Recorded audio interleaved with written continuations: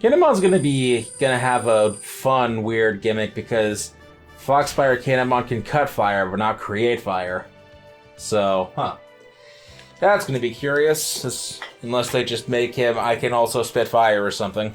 Can cut fire but can't create fire. Interesting.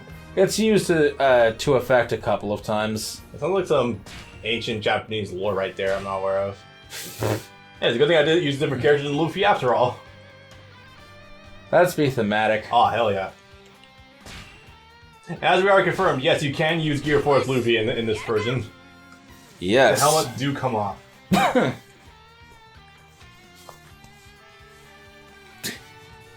Can you taunt and take off the helmet?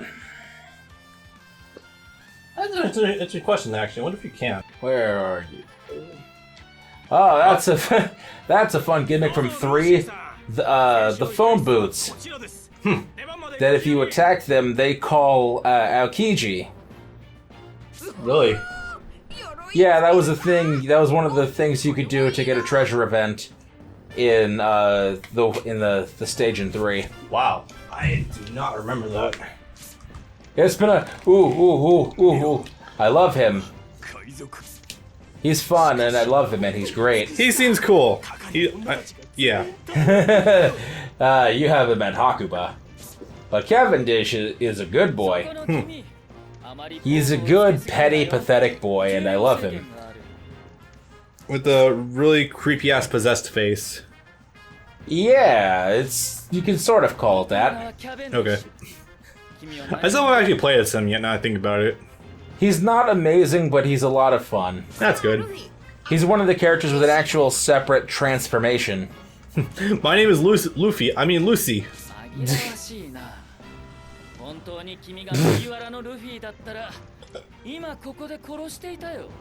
You'd also probably be wearing a hat. What hat? I don't see a hat around here. What the fuck are you talking about? That's a nice detail, actually. I didn't think they would have kept. They actually have the slash marks in the hat from when Buggy stabbed through it way back in the day. God, you're right. That seems like something that's so easily skimmed over. That's a good attention to detail, actually, considering the fact that that was once Shanks' hat, and the little beef that Buggy has with Shanks as well. I think the better question... I don't know if that's a direct intended parallel, actually. Huh. I think the better question is, in any flashbacks afterwards, because the anime team is stupid, in any flashbacks to show Shanks wearing the hat, if you see the hat from above, does the hat still have the slash marks? That would require way too much research to go find out, but that would be interesting. You don't have to look at a couple of clips. Even so. Yeah.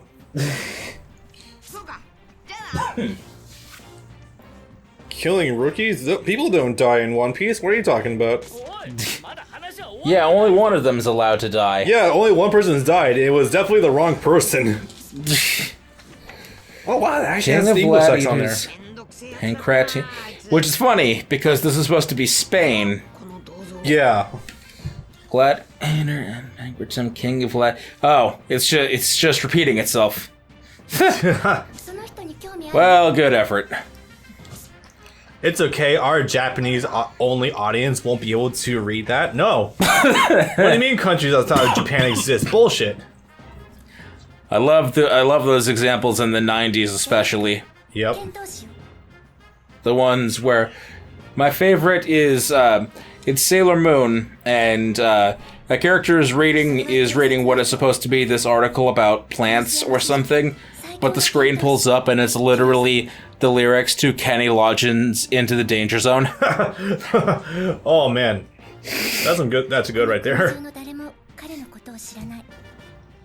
And they do something like that too once in Death Note, but it's the default Latin thing you told me about. Oh yeah, the Latin thing where it's literally just it's like a file format filler essentially, in order to just see how text will show up when you use it. It's great. I don't know who, this statue is of the Gladiator King, but no one seems to know if he's real or not. That might. I don't know if that'll come up later. Hard to say. Some might say he might have never existed at all, that he was just a legend.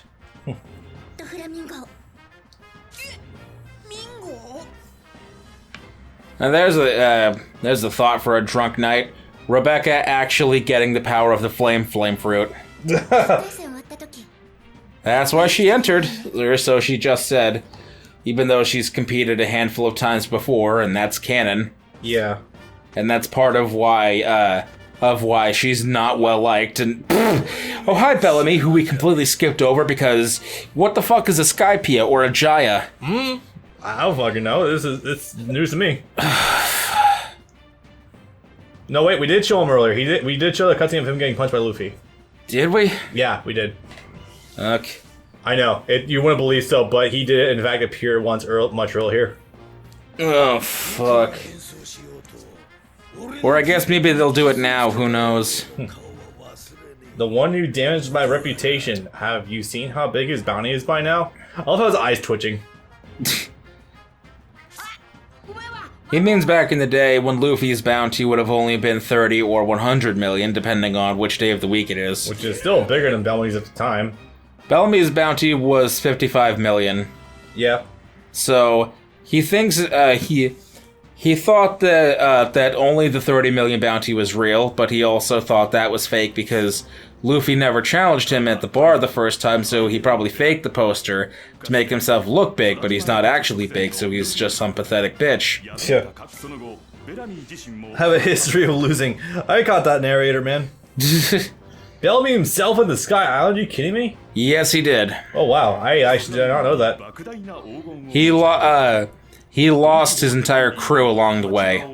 Oof. Knock-up streams a bitch, I know. Yeah, it was not a good time for him. But he gained a sense of perspective in going to actually heaven.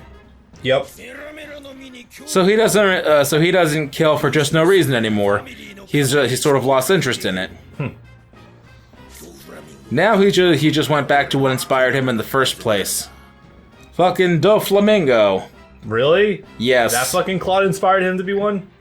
Yes, that's what. Don't you remember? Right after they touched down, after Skypia ended, there is a scene of Doflamingo making Bellamy fight Sarkis. Yeah, I remember that. I just forgot that's the context of that scene. You got beat up by some nobody. Your reputation's damaged. I can't let you use my symbol anymore. I can't let you wear the smile. Now you have to die. But then he didn't die. Nope. Oops. Man's persistent, if nothing else. And stupid. He tried to kill me. I now worship the ground he walks on even more than I did when I was a teenager. This stage is a fun one because it starts out as a sort of challenge mode gauntlet thing, a la what you would see in Dynasty Warriors 7 or 8, but then it turns into an actual stage. Also, this level moving forward is also pretty easy. It's not nearly the multi-tiered fuck show that was Ennie's Lobby in any way, shape, or form, luckily. Nope. No, I think just one floor to it, roughly. Well, no, there are multiple tiers, but it's in no way confusing about where you need to go. Yeah. It starts off a little free-for-all. This starts off a little annoying, though, when people decide to start throwing the fucking rocks that throw you off your balance and make you drop combos. At least you can't be knocked out of the arena, which is definitely a nice improvement. Oh, that'd be something else if you could actually get knocked out into the water. Yeah, no thank you. So do you have Boundman or Snake Man equipped? Bouncy. Yeah. The red aura does still make the arms look sick, though. Yep, everyone's almost pretty much dead already. And the funny thing is, it doesn't end with this. Nope, it goes on for a while. It keeps going. Your kill count is going to be quite impressive. Ah, fuck you. Yeah, that's why I don't like Strong 4 that much. It takes a little too long to charge. There is, however, a skill you can equip that raises... oh wow, I've been actually using that. Oh, fuck. That makes it hard for you to flinch. I forget what it's called. But it's really good. So this isn't exactly how it happened proper, but pretty close. Where's the bowl? Where's the cactus man that's throwing out all the swords? Where's the guy that does the king punch, where he stands in one place, charging up his ki or whatever for 15 minutes before he launches a single punch that can destroy a castle or whatever? Love that. Where's the Conehead guy? Who actually had a pretty decent fight with Luffy, funny enough, and can do also conquer Saki because, of course. That actually is oh, hey, Bartolomeo, we haven't met you yet. I think he was also on Gold D. Rogers' crew, wasn't he? No. He was a pirate, I think. I don't remember, but primarily he got into a big clash one time with Garp, who pounded his horn flat. That was it, yeah. And now he's been living in shame ever since, so now he wants to go kill Luffy for what his grandfather did. And then the very... Sins of the grandfather, taking it to a whole new level. Yeah. And then fucking Luffy will be the ones that actually dislodge the horn from him and make it protrude once more. I don't think... Is it like a fucking eject button or something? You push it in to make the thing pop out, but then you push it again and the button's protruding now? I think he hit the front of his head, like the front top of his head so hard that actually did like go back up. I don't know. Either way, that's not quite how human anatomy works, but no. that doesn't stop Oda in any way, shape, or form. That's okay. It stopped being interesting the moment you found out that the reason why his horn was so powerful was because it was just fucking armament hockey and that's it. No unique actual traits to it whatsoever. No.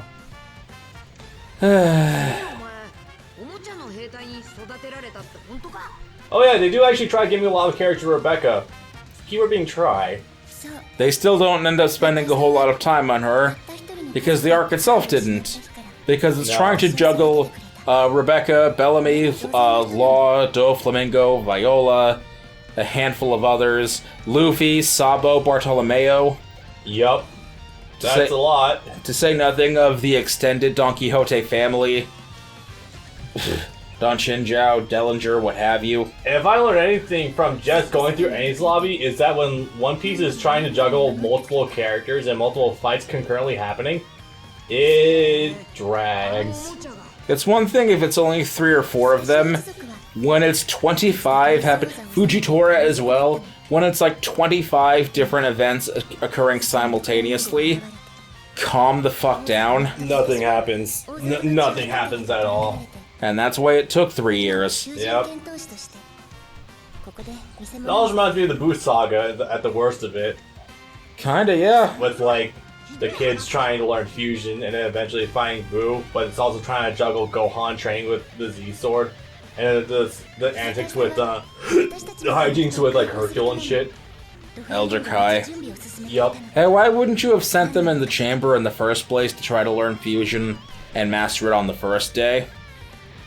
You got a whole 2 days in there, and Goku said come back in 2 days. You'd think you would want to get the drop on that immediately, but that's just me, and Toriyama's a self-admitted idiot sometimes. Running by the seat of his pants. Anyway, Rebecca's got an ace rack. Yeah. I mean, slamming bod, cute, but yeah. I guess also isn't painting the best picture of her that she's a gladiator, but she's terrible at that. No, she's actually very good. She made it to the championship round. Oh, cool. She's a good fighter, just...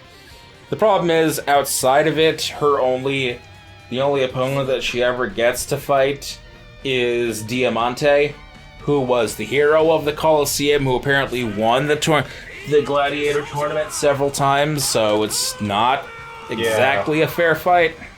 Oh yeah, shoutouts to the English dub version of episode of Sabo, where you have, well, Sabo does things, and Viola, voiced by Christina V. Yeah. Yeah. That was a nice little cameo appearance. Hopefully all the special California guests, aside from, that one, will get to make their reprisal when we end up getting to Dressrosa, apparently somehow this year still. That would be something. They already put out that preview clip of Doflamingo talking to Diamante. Right. Hopefully Johnny comes back, is able to keep being Sabo. And, not the other guy.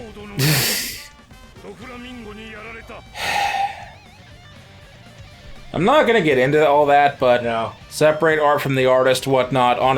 I'm not a fan of all of his work, but there are some things that I actually do genuinely like a lot that he did. Yeah. And his Sabo was very good. Yes.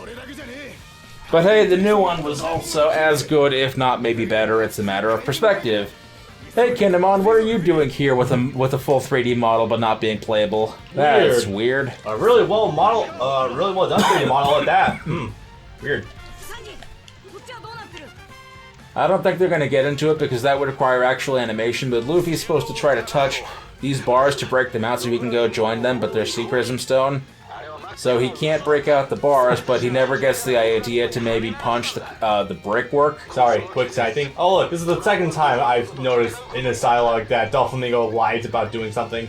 First he lied about abandoning the warlords, now he's lying about abandoning the throne. Yeah. Oh yeah, we also completely skipped over Fujitora and Law and the Meteor and all of Greenbit. Yeah. And the huge multi-episode fight that they had with Law trying to get away. And then Doflamingo attacking the fucking Sunny. And also the part where the Sunny had to escape Dressrosa while simultaneously being attacked by the Big Mom pirates. That happened? Yeah, the Big Mom pirates were trying to chase down Caesar. Oh jeez. Because on Punk Hazard, the whole time Caesar was making an advertisement for his new gas weapon. What the hell was it specifically called? Land of the Dead. And so he was making a video the whole time to show off to Underworld clients, hey, this is the new poison I'm making and I'm gonna sell it to you. Here's a live demo of it. Okay. I would like to mention we've covered so many plot points all at once in this one cutscene, and that's really painting a picture as to how scatterbrained that Dressrosa is and how long it would be. Oh, yeah. Oh, Jesus. Oh, I'm gaining perspective now. Also, how Luffy? Okay, Luffy's inside. He's just well lit and not near the window anymore. Yeah. Don't do that. Well, we gotta maintain a warrior stage. Might make it not hard to see things, but yeah. All of that was one cutscene. Well, every point we were talking about between Fujitora, Doflamingo, Law, Luffy. Also, I think I had that on auto the whole time instead of fast forwarding it.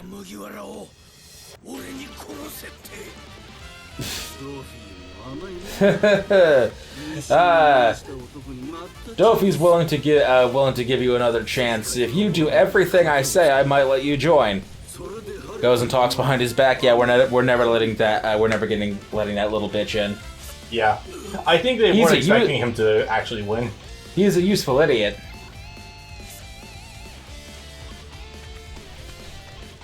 So we have to do the big sad and beat up Bellamy a couple times. Yeah, definitely turning Rads into a jobber. Well, oh, look who's back! Oh, you're here. I can only assume that means Blackbeard is involved. Yup. Oh, he's on the phone, in fact. Yeah, he is. His fucking freaky beer and everything. You don't see it yet, unfortunately. No, that's for next time. Actual ugly bastard tag personified. For real. Yep. So think about stealing the devil fruit. And giving it to Burgess because Burgess is his third or fourth in command and he needs a fruit that strong. He doesn't really need a fruit, but that's just me. But according to Blackbeard, everybody needs a fruit. Yep. He needed 2 even. There's like 4 warring factions going on at any point in time right now. I just realized that. And then Pirates, Marines, Revolutionary Army, and essentially Blackbeard by himself. Warlords, the Emperors. Yeah. Oh, I just talk about the main ones, and I just realized that, yeah, no, Teach is essentially on his own. Because he'll backstab anyone if it means he can get to the top. Within reason. To be fair, the only people he ever betrayed was the government. Oh, right, never mind. Fucking, yeah. Oops. Yeah. I forgot that Honestly, He's a Weasley fucker. honestly, it's so glossed over. It's not even covered in that much detail, Yeah. which is funny because that's Ace's entire motivation for the first 3 different times he appears, which is to say all of them before he dies. Yep. I don't know. I don't remember if it was like the first time he showed up, he was still after Teach. Yes. Because God. it was only like a week after he went. Because the first thing that we know of that Teach ever did in the modern timeline was actually attack Drum Kingdom. That's why Wapple was away, was because he was deathly afraid of the terror that Blackbeard wreaked on Drum Kingdom. Wow, really? Yeah, that's why there was an absence of doctors at the time, was that Wapple was scared, and so he took all of them with him on his pirate ship, Jesus. so that they could all treat him at once if they decided to come after him too.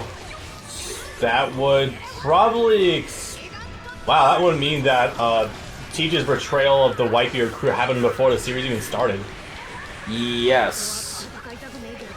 That's something. It actually happened a good long while before, because...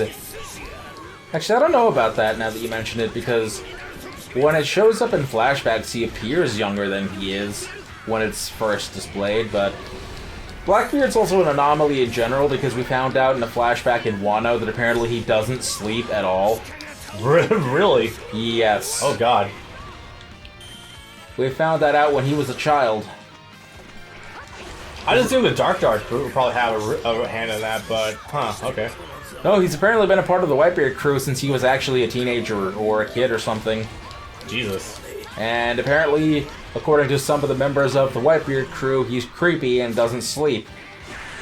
So, you know, he's got some kind of weird thing up about him that eventually we're going to have to find about.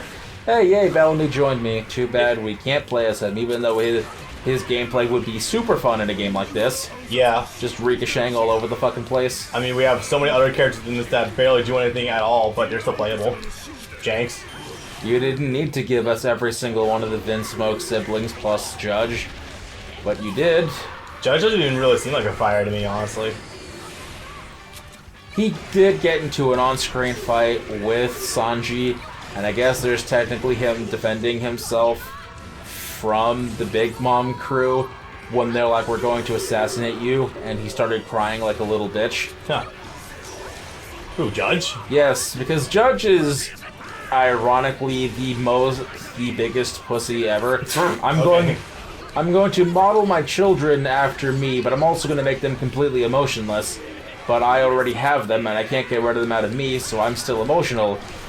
So when the Big Mom pirates, who I've already explained that I'm trying to use so I can get back into political power, because the German kingdom is no longer a kingdom and no longer has any political authority, we're going to try to get back into power with this. When we find out that they're going to betray me and try to kill me and my sons, I'm going to start crying on the table in front of all my sons, who instead of feeling anything for me, start laughing at me. Okay. Alright. That's fucked. Father, why are you being so emotional? You told us not to be. You made us not be. Our very existence is now a lie. Oh boy. Yeah. Remember that time I was reading a chapter from around that time in front of you, and I thought that they were like snake clones? Yes. That was a funnily translated chapter from Yeah. way back in the... God, that would have been like 2016 when we were real early into it. Oh god, you're right.